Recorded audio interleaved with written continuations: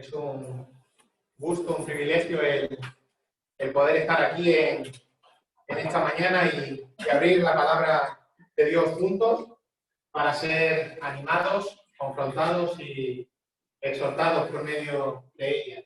Vamos a estar estudiando en esta mañana en el Evangelio de Mateo, si el Señor lo permite, y vamos a adentrarnos un poco más en el ministerio del Señor Jesús. Vamos a conocerle un poco más, vamos a mirar de cerca sus pasos aquí en la tierra. De esta manera le conoceremos mejor y nos permitirá adorarle también más y mejor.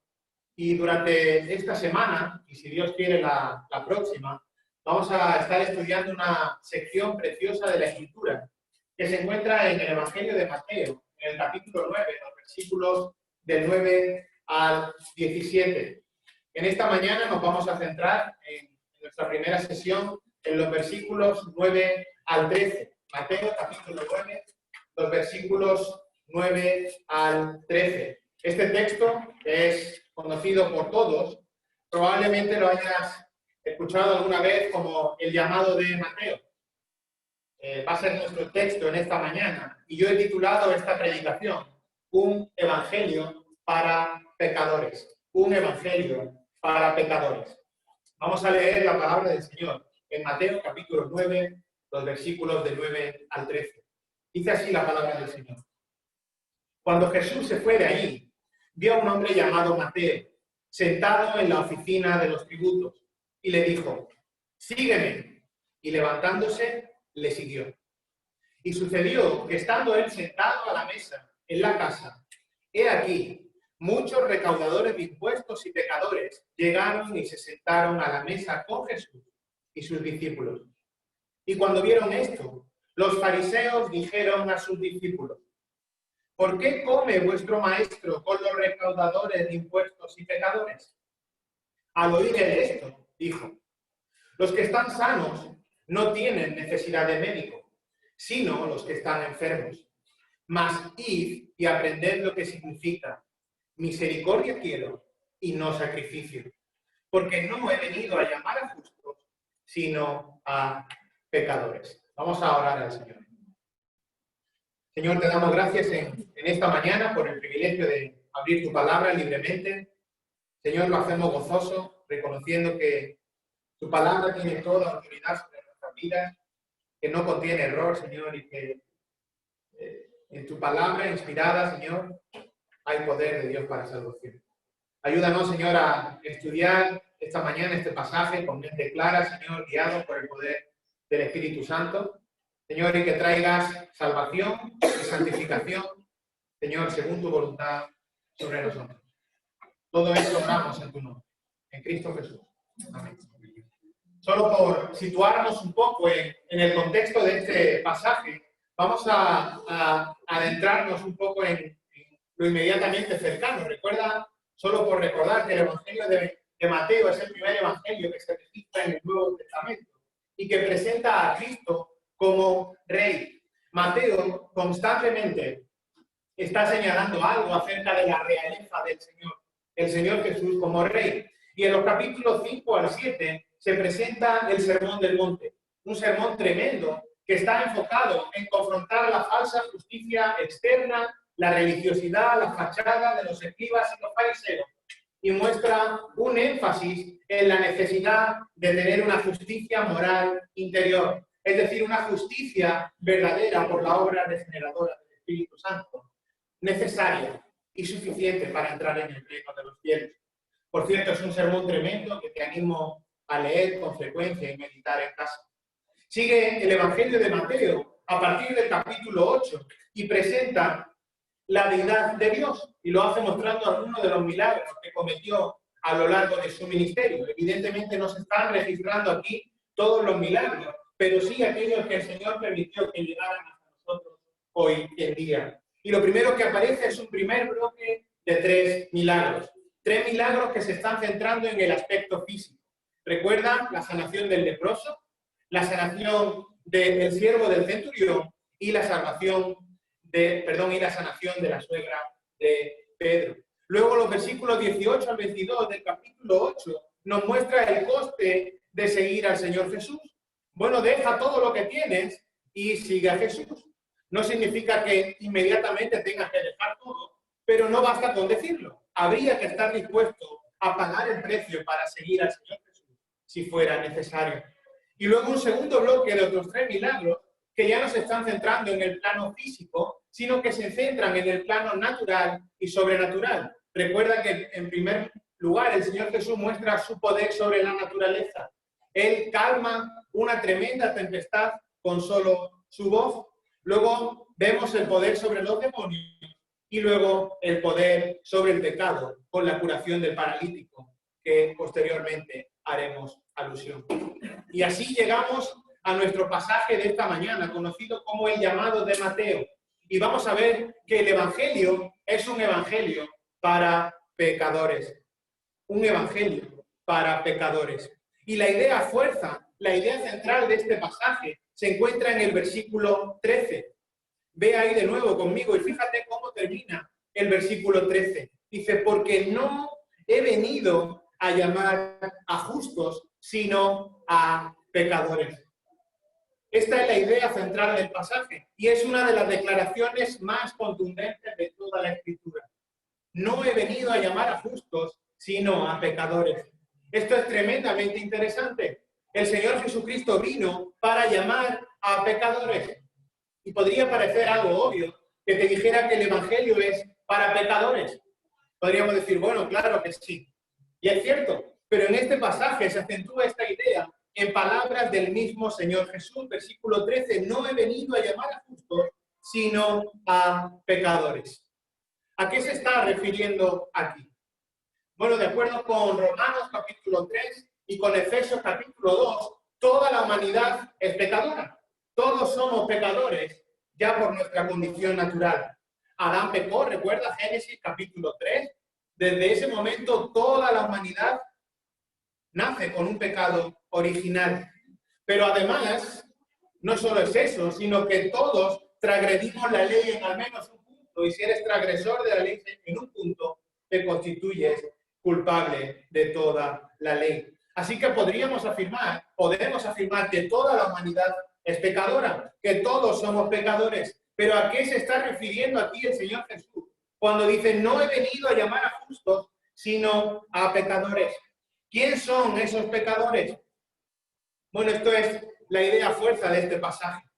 Se está refiriendo a pecadores que están desesperados por su terrible estado pecaminoso.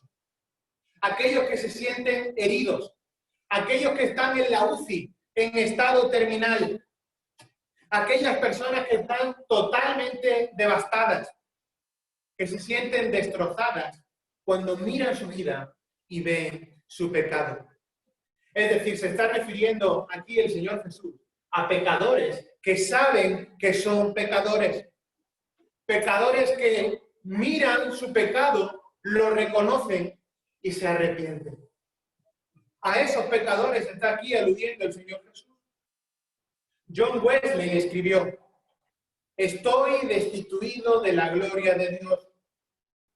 Todo mi corazón es completamente corrupto y abominable.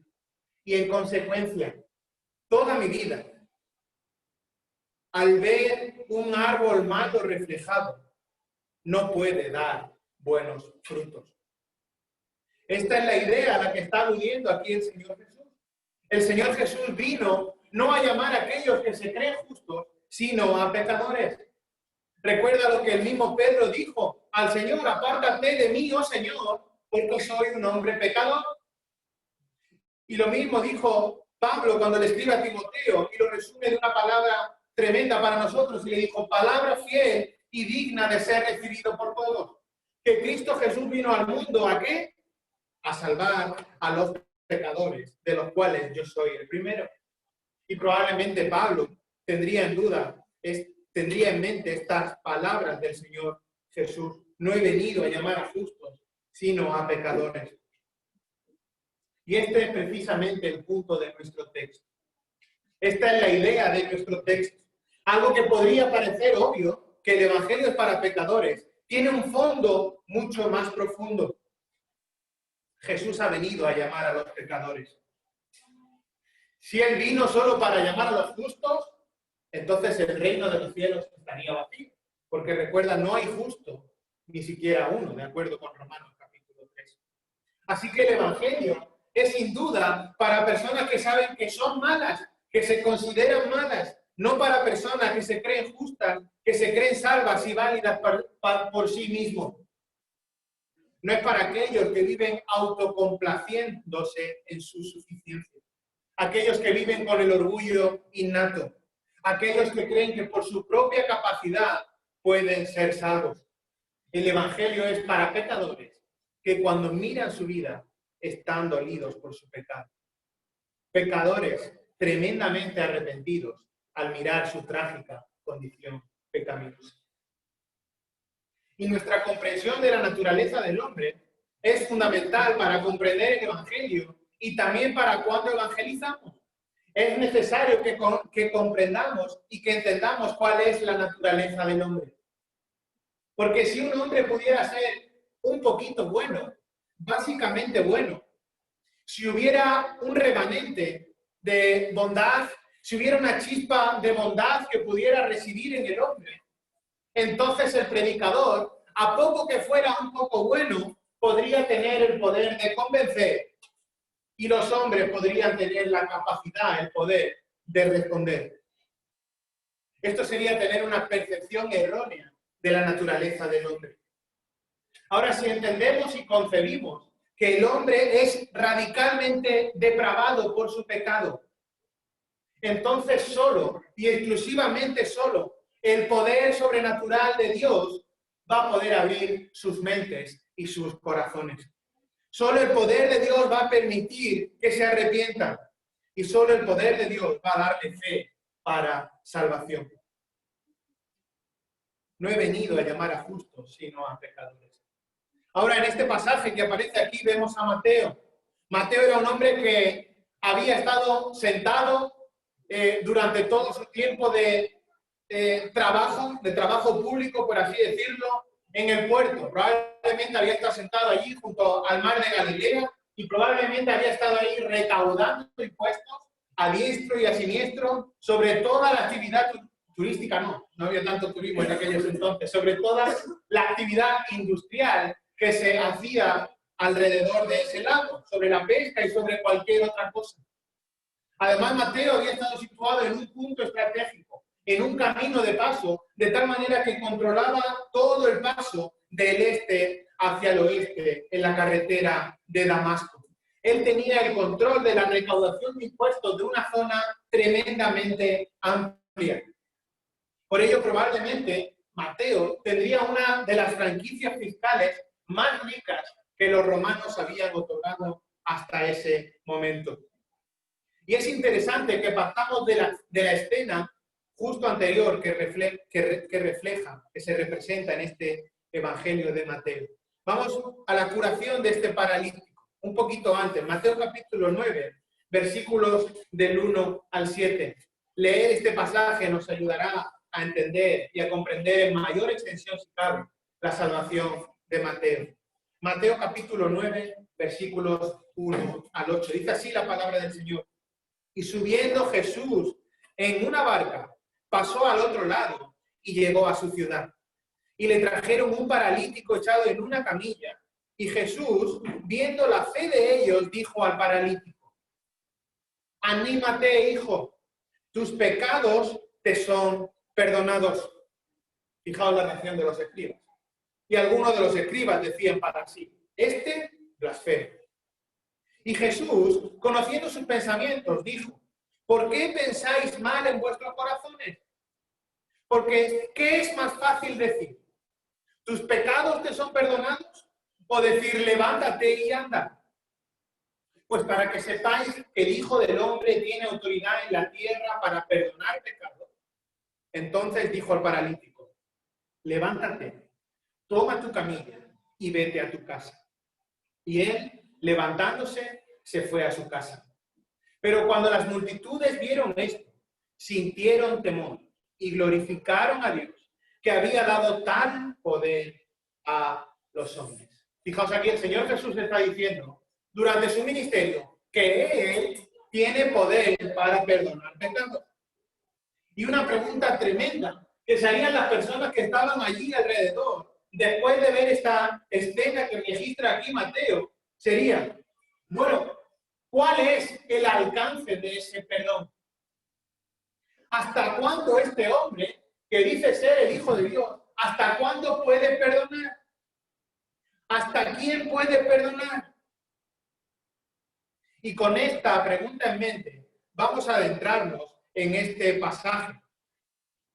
Y en este pasaje que hoy estudiamos, vamos a ver dos reacciones al mensaje del Evangelio, dos reacciones a la voz de Jesús. En primer lugar, los versículos 9 al 10, vamos a ver la reacción adecuada. La reacción adecuada, versículos 9 y 10. Fíjate, cuando Jesús se fue de allí, vio a un hombre llamado Mateo, sentado en la oficina de los tributos, y le dijo, sígueme. Y levantándose, le siguió. Y sucedió que, estando él sentado a la mesa en la casa, he aquí muchos recaudadores de impuestos y pecadores llegaron y se sentaron a la mesa con Jesús y sus discípulos. Vamos a ver la reacción adecuada a la voz de Jesús. Fíjate que empieza nuestro versículo 9 y dice, cuando Jesús se fue de allí, él estaba saliendo de Capernaum. Estaba ya saliendo de Capernaum y dice que vio a un hombre llamado Mateo. Mateo es el autor de este evangelio. Leví se registra en otro evangelio, es el mismo nombre. Mateo es un nombre que significa regalo de Dios. Y como decía anteriormente, Mateo podríamos decir que era el gran jefe de los pecadores. Era un publicano, un recaudador de impuestos, que en aquel tiempo, alguien así, estaba a la altura social de las prostitutas. Mateo socialmente era de lo peor.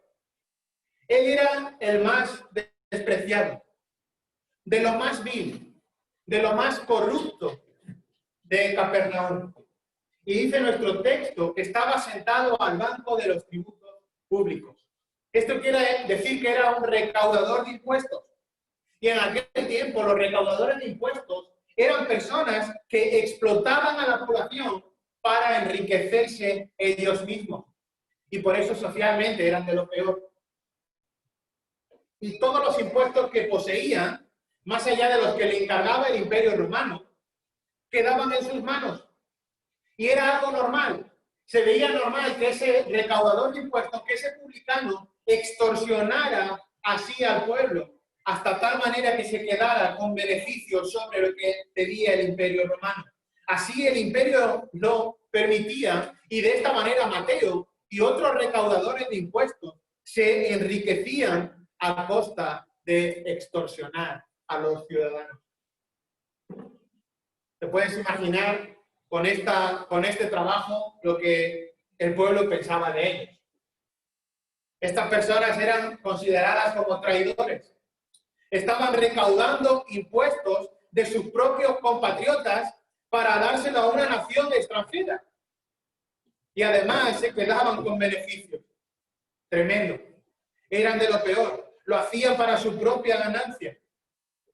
Así que fíjate qué elemento estaba hecho nuestro hermano Mateo antes de ser salvo. Los recaudadores de impuestos o los publicanos, como aparece también en el Nuevo Testamento, estaban al mismo nivel de las rameras.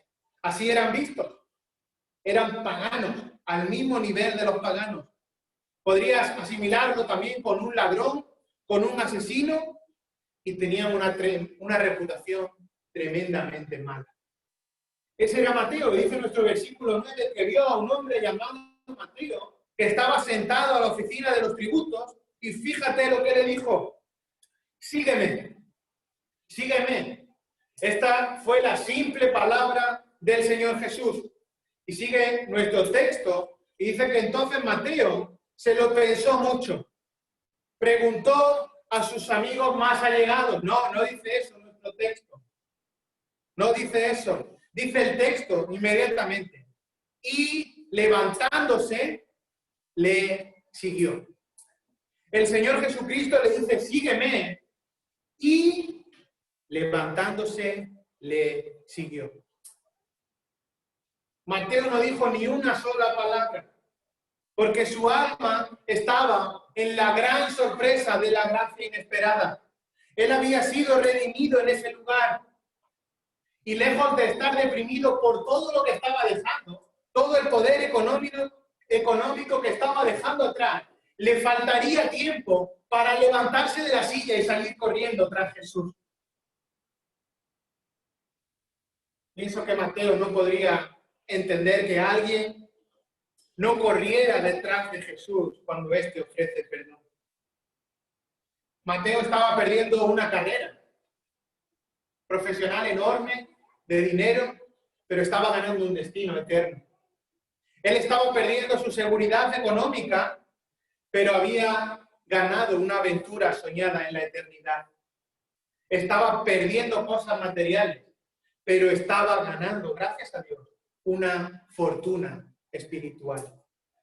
Y aunque no se dan detalles de ninguna palabra que Mateo pronunciara aquí, por el contexto que refleja aquí Mateo, podemos pensar que el hombre, Mateo, había estado bajo una profunda convicción de pecado y de necesidad espiritual. El Señor Jesucristo llevaba enseñando ya mucho tiempo. La influencia de su enseñanza se estaba extendiendo por todas las regiones. También sus milagros se estaban viendo alrededor de todo Capernaum. Y Mateo habría conocido y muy bien el ministerio del Señor. Ya sea que personalmente lo hubiera escuchado, o ya sea que hubiera visto o escuchado de alguno de sus milagros. Y aunque Mateo no pone aquí que buscara al Señor, como habían hecho anteriormente el centurión o el paralítico, sí que Mateo parece que estaba totalmente ansiando el perdón, porque él vivía pervertido por el sistema judaico. Un sistema que a alguien como Mateo le había dicho una cosa bien clara. A alguien como tú jamás puede ser reconciliado con Dios. Ese peso de imposibilidad de acercarse a Dios estaba sobre la mente, sobre el corazón de Mateo. Y él estaba ansiando el perdón. Y él sabía que ese Jesús había venido a salvar a los pecadores. Y él sabía que era el peor. Él sabía que era el imperdonable. Él sabía que era de lo peor de la sociedad, lo más vil, lo más corrupto. Él era el peor hombre de su pueblo. Pero sabía que si alguien le podía salvar, era aquel que había venido a llamar a pecadores. Entonces Jesús, Dios hecho hombre, llamó a este hombre a su círculo más íntimo. Y Mateo fue un hombre digno de ser llamado. No por sus buenas obras, no por sus acciones, pero sí por tener un corazón preparado, entregado al Señor.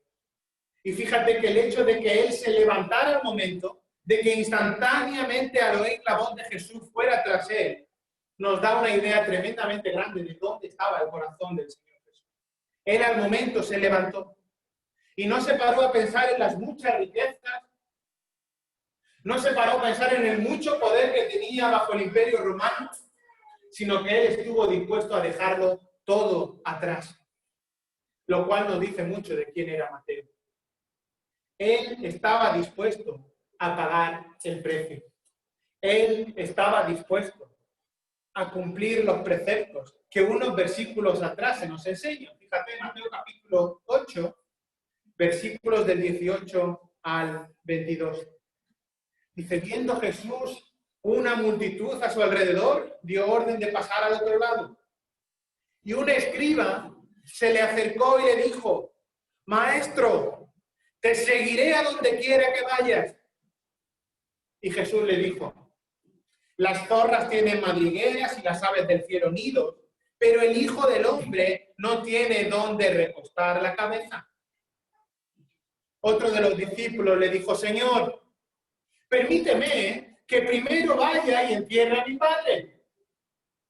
Pero Jesús le dijo, sígueme y deja que los muertos entierren a sus muertos. El Señor Jesús dice que para seguirle hay que estar dispuesto a pagar el precio.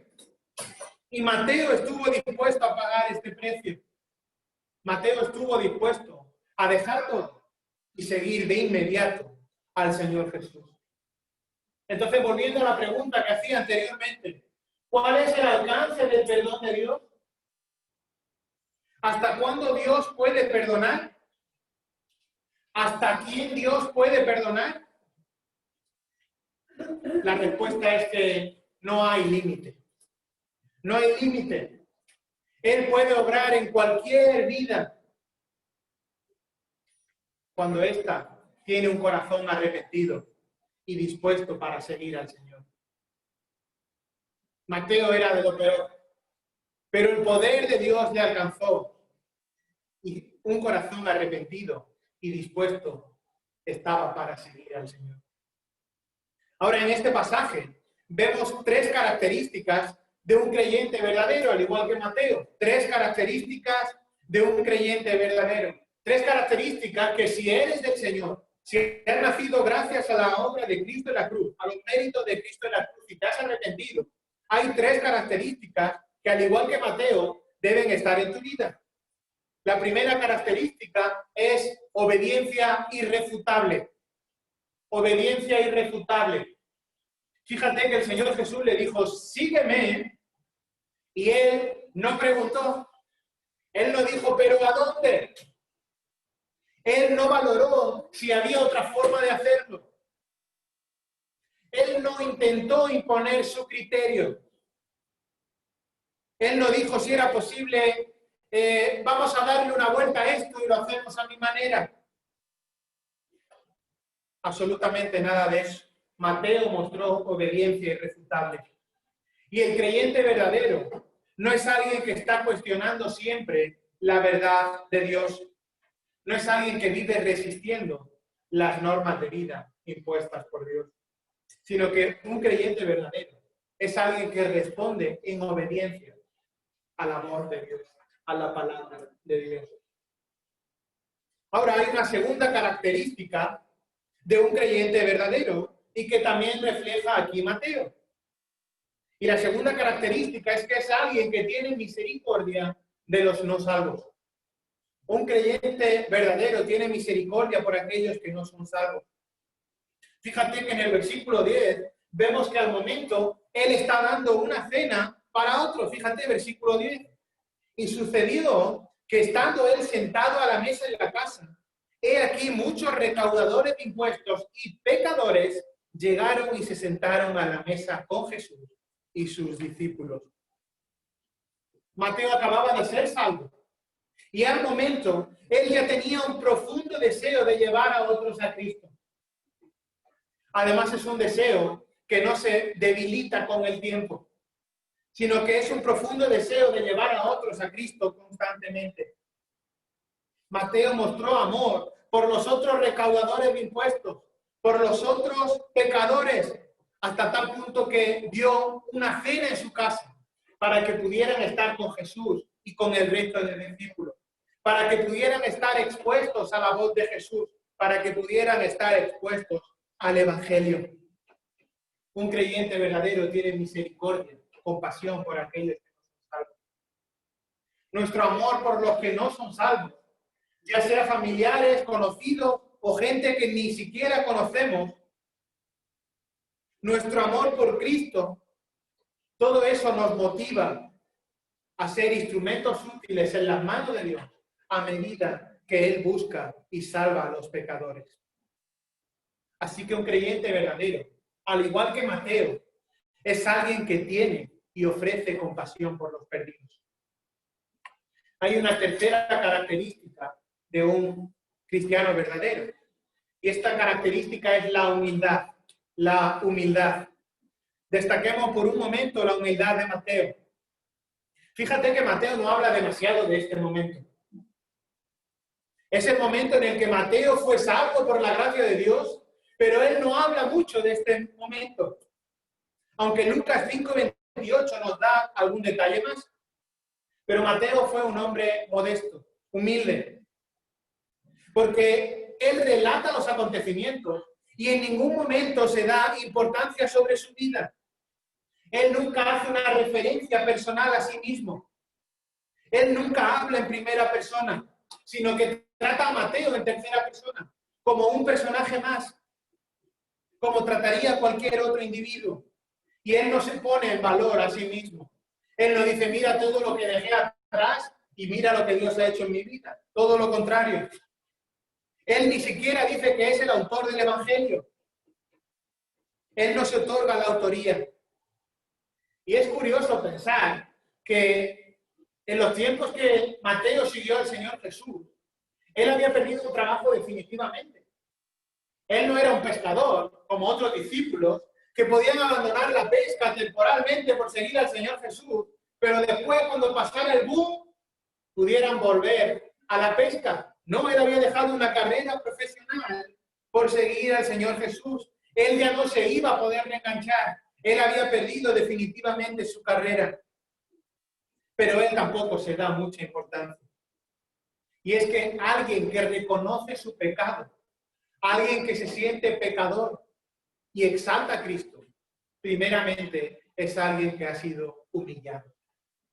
Es alguien que tiene un corazón humilde, dispuesto para reconocer su pecado, sentirse débil, espiritualmente muerto y exaltar el nombre de Cristo como Salvador.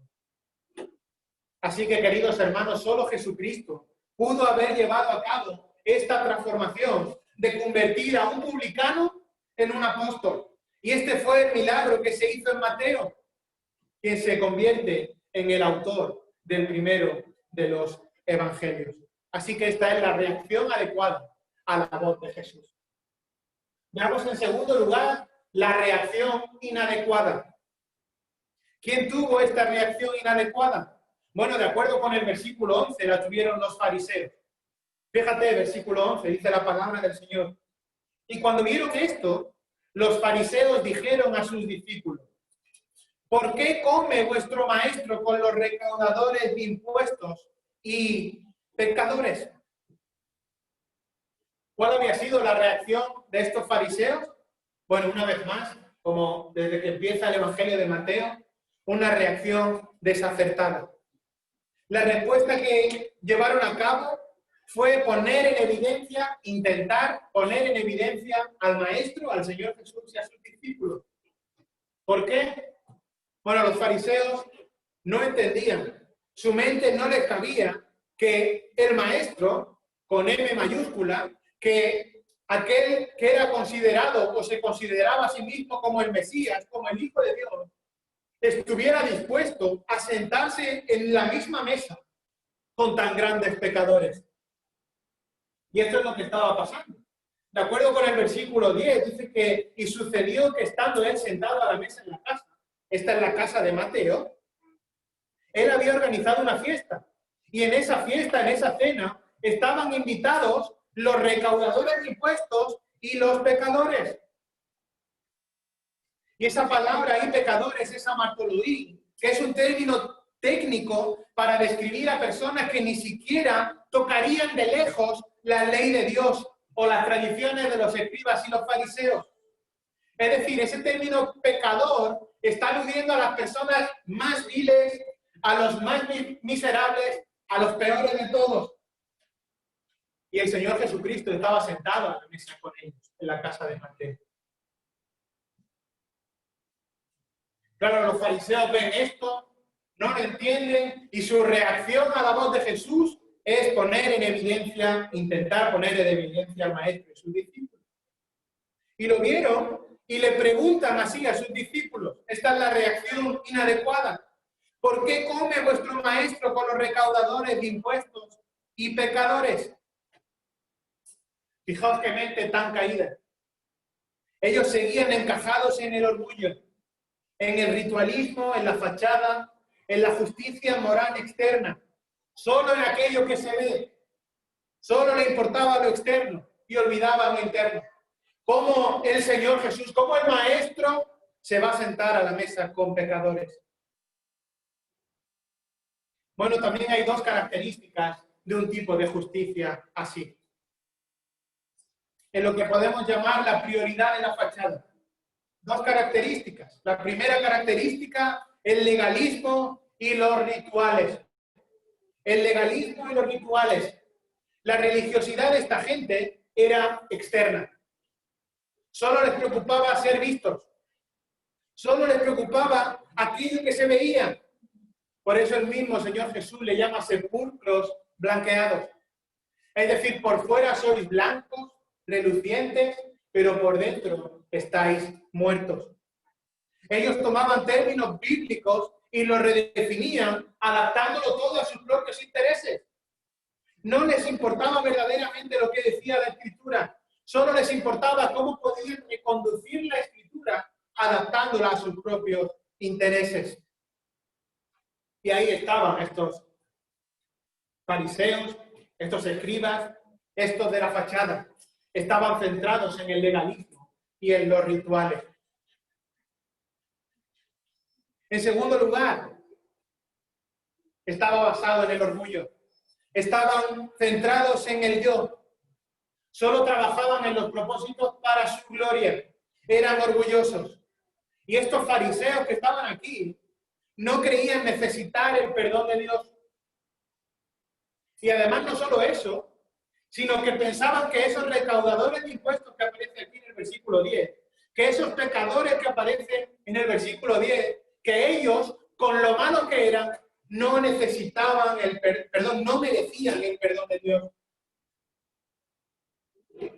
Así que la reacción de estos fariseos fue decir, nosotros no queremos nada que tenga que ver con un hombre que a nosotros nos dice que somos arrogantes moralmente, que estamos centrados en la fachada, y sin embargo él ofrece perdón a gente tan depravada como los recaudadores de impuestos y los pecadores. Y ahí estaban encajados los fariseos, centrados en el orgullo. Solo les preocupaba que recibieran elogios hacia su propio nombre, que les dijeran lo bueno que eran, lo bien que hacían las cosas, lo bien que estaba montada su fachada espiritual. Y les preguntan, ¿por qué come vuestro maestro con los publicanos y pecadores? ¿Qué mente tan caída? Y fíjate, al oír esto, les dijo, los sanos no tienen necesidad de médicos, sino los enfermos.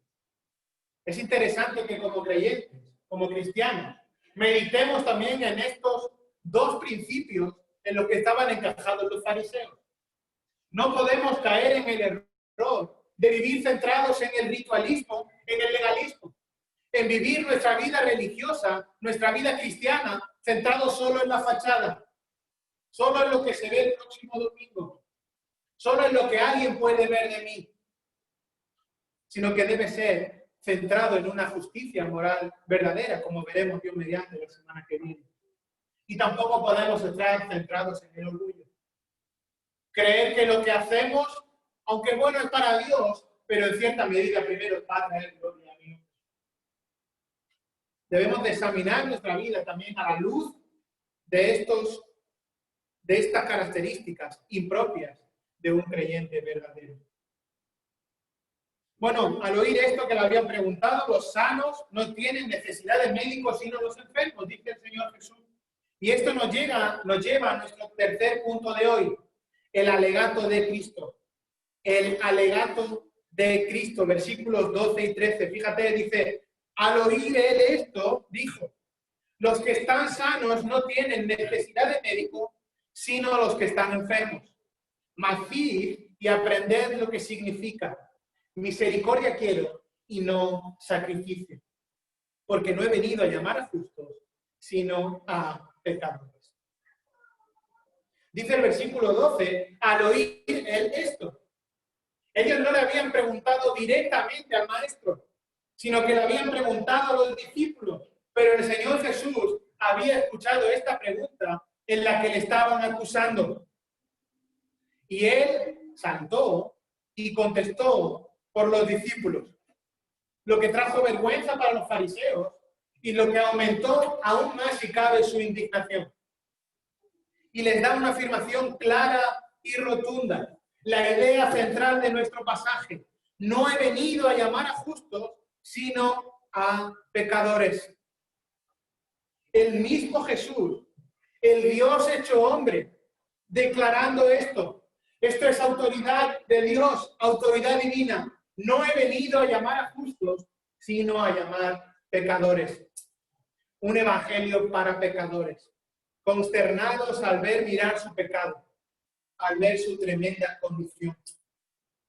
Y es la persona arrepentida, aquella que es pecadora y que reconoce su pecado, y no solo lo reconoce, sino que se aparta de él, la que es el objeto del llamado divino de Jesús. Y el Señor Jesús está diciendo, aquel que piense que es justo, aquel que en el fondo de su corazoncito piense que es justo, aquel que piense que está espiritualmente seguro sin Cristo, ese no tiene ninguna parte en Cristo, porque Jesús, Cristo, vino a llamar a pecadores. Él no puede buscar y salvar a aquellos que no reconocen que están perdidos. Y en este alegato, él da dos razonamientos. Primero vamos a ver un componente racional y en segundo lugar un componente escritural. Vamos con el primero, el componente racional. Fíjate qué analogía tan simple. Versículo 12. Los que están sanos no tienen necesidad de médico, sino los que están enfermos. Esto es obvio. Cuando alguien está enfermo, va al médico. Salvo que haya una pandemia y nos aguantamos todo lo que podamos, ¿verdad? Pero de normal, cuando alguien está enfermo, va al médico. Pero cuando alguien está sano, no va al médico. Y esa es la misma analogía que está diciendo aquí el Señor Jesús. Y es que los fariseos pensaban verdaderamente en su interior que estaban sanos. Es decir, que eran religiosamente puros y completos. En cambio, los pecadores sabían que ellos no lo eran. La salvación no puede llegar a los que se creen a sí mismos ya salvos. Y esto es lo que dice aquí el Señor Jesús. Los que están sanos no tienen necesidad de médicos, sino los que están enfermos. Y es una declaración tremendamente sarcástica. Porque Él está diciendo, vosotros no tenéis necesidad de mí, porque creéis que soy santo. Y entonces Él les dice, id, pues, y aprended lo que significa. Misericordia quiero y no sacrificio, porque no he venido a llamar a justos, sino a pecadores. Esto nos lleva al segundo componente de este alegato, y es el componente escritural. Y aquí está citando a Oseas capítulo 6, versículo 6. Fíjate, misericordia quiero y no sacrificio. Aquí está citando el Antiguo Testamento. Y es un versículo que está enfatizando la absoluta prioridad de los principios morales sobre los requisitos ceremoniales. Es decir, de nada vale la ceremonia, lo exterior, la fachada, si por dentro estás muerto. Lo primero es lo moralmente justo en tu interior y luego lo correcto en lo exterior. Los fariseos tendían solo a prestar atención a lo de afuera, al ritual y a los aspectos ceremoniales de la ley de Dios, en detrimento de sus preceptos morales, eternos e internos. La semana que viene, si Dios quiere, estaremos más en esto. Y veremos que Dios no se complace con la rutina, con la actividad religiosa que no viene de un amor sincero hacia Él y hacia otras personas.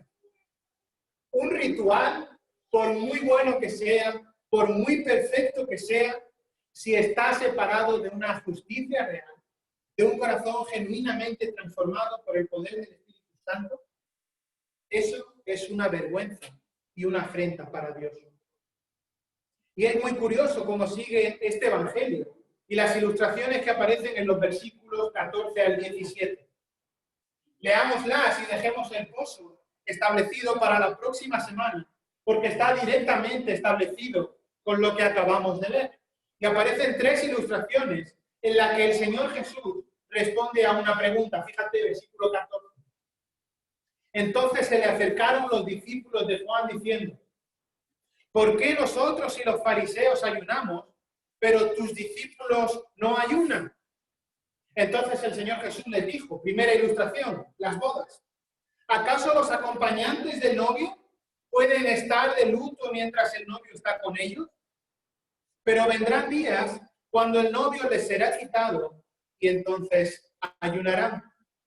Segunda ilustración, el remiendo de paño. Y nadie pone un remiendo de tela nueva en un vestido viejo, porque el remiendo al encoger se tira del vestido y se produce una rotura peor. Tercera ilustración, el vino y las odres.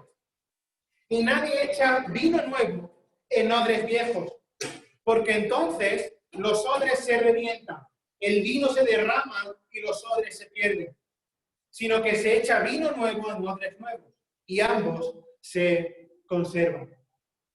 Hasta aquí la palabra del Señor. En estas ilustraciones, que si Dios quiere veremos próximamente, el Señor está diciendo que lo que los fariseos hacían en el ayuno y en otros muchos rituales no formaba parte de la esencia del Evangelio. Y les está diciendo, oye, abrid los ojos, que un evangelio verdadero no está cimentado en las tradiciones, no está cimentado en los rituales, no está cimentado en la fachada, sino que es un evangelio para pecadores arrepentidos, un evangelio que transforma corazones. Ahora, ¿cómo estás tú? ¿Te consideras internamente justo? ¿O sufres cuando ves tu miseria a causa de tu pecado?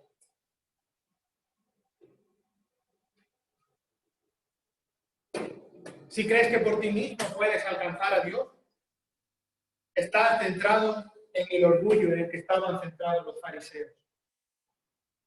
Si aún no estás en paz con Dios, si tu relación con Dios no es real, si todo esto es algo ficticio, es algo de domingo, entonces Cristo es la única salida. Necesitamos el Evangelio de Cristo. Un Evangelio para pecadores. Un Evangelio para aquellos consternados y tremendamente dolidos cuando ven su pecado.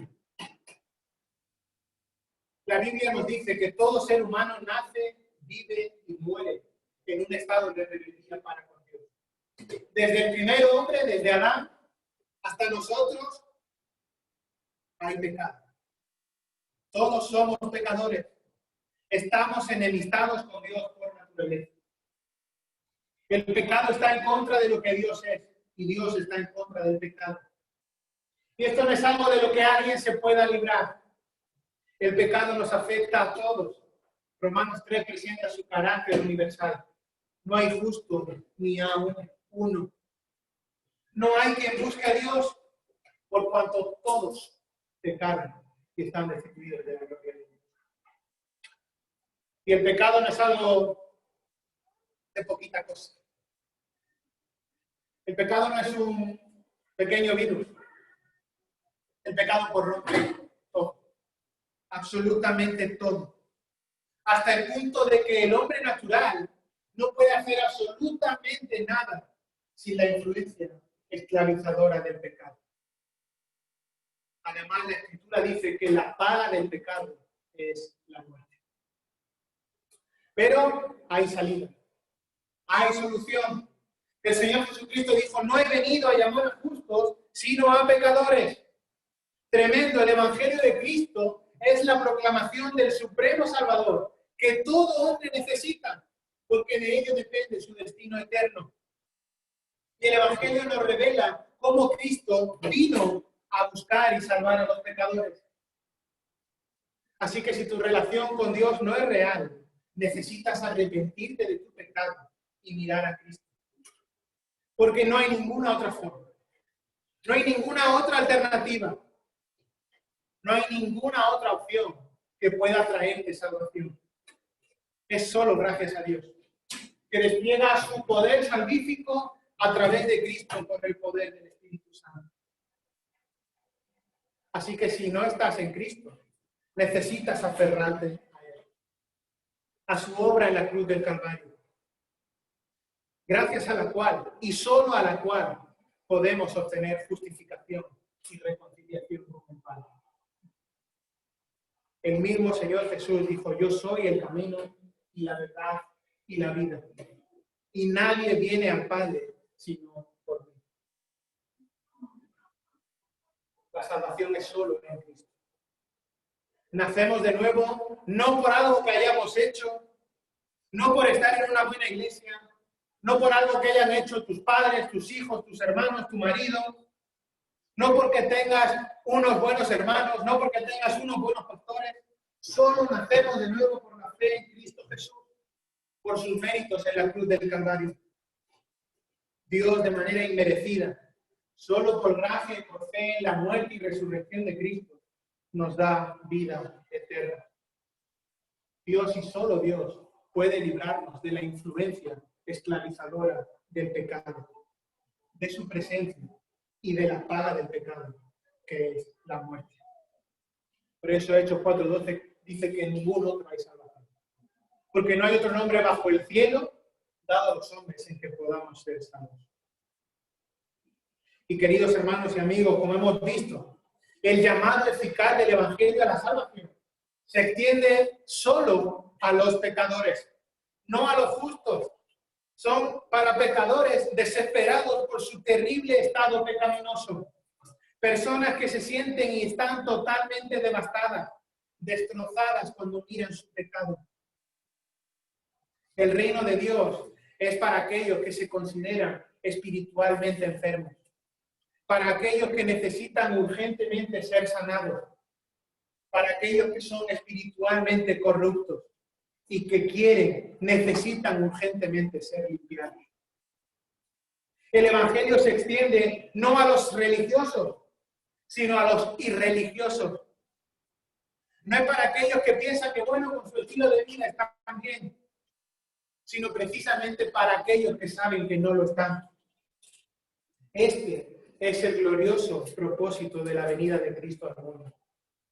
El verdadero mensaje está en este versículo, porque no he venido a llamar a justos, sino a pecadores. Por eso vino, por eso Cristo vino al mundo. Vino a salvar a los pecadores. Vamos a orar. Señor, te damos gracias en esta mañana por tu palabra. Gracias, Señor, por estos preciosos versículos, Señor, en los que vemos, Señor, tu ministerio. Vemos, Señor, cómo llamaste a Mateo y cómo él en obediencia y de inmediato respondió, Señor. Y también vemos, Señor, el lado de reacción inadecuada.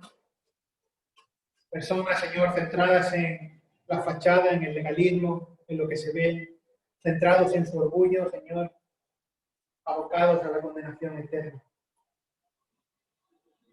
Gracias, Señor, porque tu amor, tu misericordia nos alcanzó. Gracias, Señor, porque entendimos nuestra condición de pecado. Señor, y aún hoy nos humillamos cuando miramos nuestra vida, Señor. Vemos la iniquidad, Señor, la tendencia a la carne. Y te rogamos, Señor, que nos sigas santificando, haciendo crecer en ti, en tu palabra. Señor, y anunciando las buenas nuevas de salvación a otros. Gracias, Señor, porque dejaste claro que no eran los sanos los que tenían necesidad de médicos, sino los enfermos. Señor, y a menos, Señor, que un corazón compungido al mirar el pecado, entristecido, necesitando urgentemente salvación y limpieza. A menos que un corazón esté así, no puede ir al arrepentimiento verdadero. Señor, no viniste a llamar a aquellos que por sí mismos se creían salvos, justos, sino a pecadores que saben que son pecadores, a personas malas que reconocen que son malas y vuelven a ti arrepentidas. Te pido, Señor, que si en esta mañana una persona Escucha el mensaje del Evangelio. Siente, Señor, un interior roto, destrozado a causa del pecado. Pueda, Señor, humillarse ante ti, reconocer el pecado que hay en él, arrepentirse y entregar toda la vida a ti, Señor, y que traiga salvación, conforme a tu voluntad, a tu tiempo, sobre todas las personas, Señor, que no te conocen. Te rogamos, Señor, por almas perdidas, Señor, que necesitan de ti. Y lo hacemos, Señor, sabiendo que a tu voluntad y a tu tiempo, Señor, traerá salvación conforme a tu propósito. Señor, bendícenos al cimentar esta palabra en nuestros corazones. Señor, que verdaderamente pueda traer fruto en nuestra vida, que sea un fruto visible, Señor, para testimonio tuyo, Señor, a más personas. Todo esto oramos en el nombre que es sobre todo nombre, en el nombre de Cristo Jesús. Amén.